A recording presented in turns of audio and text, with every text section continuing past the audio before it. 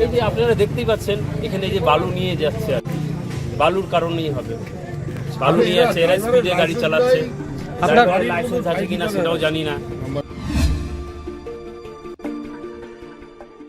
বিগত কয়েক বছরের মতন এবছরও বেপরোয়া ট্রাক্টরের সংঘর্ষে এক স্কুল ছাত্রসহ আহত হলেন প্রায় 6 জন টোটো যাত্রী। পথ দুর্ঘটনাটি ঘটেছে গঙ্গারামপুর পৌরসভার 15 নম্বর ওয়ার্ডের শিববাড়ি এলাকায়। এই ঘটনার জেরে প্রশাসনিক ভূমিকা নিয়ে প্রশ্ন তুলতে শুরু করেছেন সাধারণ মানুষ। স্থানীয় সূত্রে খবর, মঙ্গলবার দুপুর নাগাদ গঙ্গারামপুর থেকে হামজাপুরের দিকে যাত্রী ভর্তি একটি টোটো আসছিল। শিববাড়ি এলাকায় টোটো পৌঁছলে উল্টো দিক থেকে বেপরোয়া বালিবাহী ট্রাক্টর এসে টোটোটিকে জোরে ধাক্কা মারে। এরপর নিয়ন্ত্রণ হারিয়ে একটি দোকানে আঘাত করে। এই ঘটনায় ঘটনাস্থলে মাথা ফেটে যায় দিব্যজ্যোতি গোস্বামী নামে 4 বছরের শিশুর। আহত শিশু গঙ্গারামপুরের একটি ইংরেজি মাধ্যম বিদ্যালয়ের ছাত্র। এই দুর্ঘটনায় গুরুতর আহত হন শিশুটির মা ইন্দিরা মৈত্র গোস্বামী সহ আরও 6 জন টোটো যাত্রী। আহত শিশুর শারীরিক অবস্থা গুরুতর হওয়ায় তাকে দ্রুত গঙ্গারামপুর সুপার স্পেশালিটি হাসপাতাল থেকে মালদায় স্থানান্তরিত করা হয়েছে। এই মর্মান্তিক পথ দুর্ঘটনার পর স্থানীয় বাসিন্দা সহ আহতদের পরিবার প্রশাসনিক নিষ্ক্রিয়তা ও নজরদারি নিয়ে প্রশ্ন তুলতে শুরু করেছেন। এই বিষয়ে আহত শিশুর আত্মীয় জানান, ট্রাক্টর আসে, সেই ট্রাক্টরটা সাইড না দিয়ে সোজাসুজি সজোরে ধাক্কা মারে। কোথায় সেটা হচ্ছে শিববাড়ি একদম মোড়ের মাথার উপর।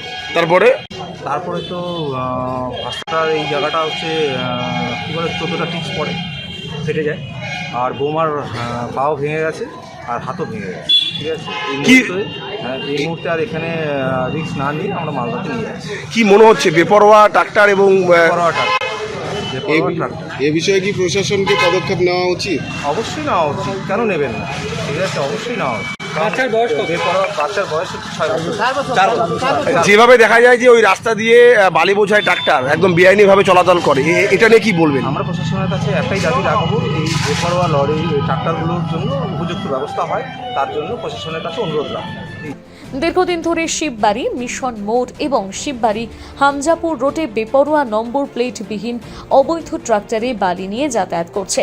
বালি মাফিয়া প্রশাসনিক কর্মকর্তাদের একাংশের সচেতন নিষ্ক্রিয়তা এবং শাসক দলের নির্বাচিত প্রতিনিধিদের একাংশের সম্মিলিত যোগ সাজশে দীর্ঘদিন ধরে এই কর্মকাণ্ড ঘটছে বলে কান পাতলেই শোনা যায়। মোটা অর্থের বিনিময়ে নাম্বার প্লেটহীন ট্রাক্টর ও ড্রাইভিং লাইসেন্সহীন এই বেপরোয়া ট্রাক্টর বহাল তবিয়াতে যাতায়াত করে বলে প্রায়শই শোনা যায়। পুলিশের নজরদারি এড়িয়ে দিনের পর দিন এই কর্মকাণ্ড কিভাবে ঘটে চলেছে তা এখন বড় প্রশ্ন এবং গবেষণার বিষয় হয়ে উঠেছে। সবচেয়ে আশ্চর্যজনক বিষয় হলো, রাজ্যের মুখ্যমন্ত্রী যখন সেভ ড্রাইভ সেভ লাইফ কর্মসূচি বাস্তবায়ন করতে সচেষ্ট, তখন কিভাবে শিববাড়ি হামজাপুর এবং শিববাড়ি মিশন মোড় রোডে পথ নিরাপত্তা ক্রমাগত ধূলিসাৎ হয়ে উঠছে তা সাধারণ মানুষ বুঝতে পারছেন না। মুখ্যমন্ত্রীর মস্তিষ্ক প্রসূত পথ নিরাপত্তার এই প্রকল্প কার্যত পরিকল্পিতভাবে ধ্বংস করা হচ্ছে। শিববাড়ি মিশন মোড় রোডে প্রায় 9টি বিদ্যালয়ের কয়েক হাজার ছাত্রছাত্রীকে প্রতিনিয়ত মৃত্যু ভয় নিয়ে বিদ্যালয়ে যাতায়াত করতে হচ্ছে। এই অব্যবস্থার প্রতিকার কবে হবে তা নিয়ে প্রশ্ন উঠছে। এ বিষয়ে আহত সিরাজুল মিয়া জানান, কিভাবে অ্যাক্সিডেন্টটা হলো? ওর সাইড দিয়ে আসতেছে, আমরা আমার সাইড দিয়ে যাচ্ছি, যাওয়ার পরে আমাকে হাত দেখালো যে ডান দিকে যাবে, আমাদের বাঁ দিকে যাবে। ও চলে গেল, যাওয়ার পর আবার ফট করে হাত দেখাচ্ছে এই দিকে যাবে, তো আমরা কোন দিকে যাবো? আমরা ডান দিকে চাপাইছি গাড়ি, আর সোজা এসে মেরে দিল গাড়ি এইভাবে। আমি গোমাম্বর থেকে হামজাপুর যাচ্ছিলাম। আপনার বাড়ি কোথায়? হামজাপুরে? হামজাপুরেই বাড়ি। কার দোষে অ্যাক্সিডেন্টটা হয়েছে বলে? আলার দোষ। কি দাবি করবেন? এবার দেখি কী হয়। যেগুলো সবারে ক্ষতি হয়েছে, বাচ্চাগুলো বলে সবারে আমরা মোটামুটি 8-10 জনের ক্ষতি হয়েছে, পরে এখন কী করে দেখি।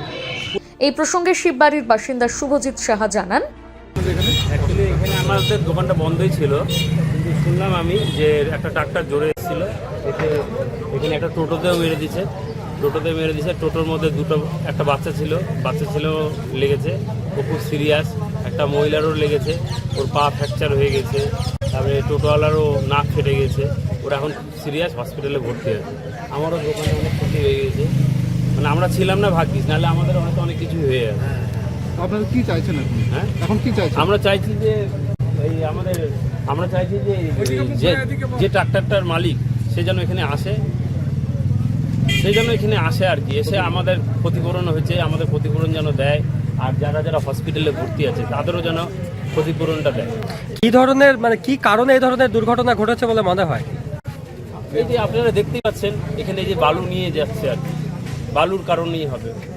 বালু নিয়ে যাচ্ছে, এরা স্পিডে গাড়ি চালাচ্ছে।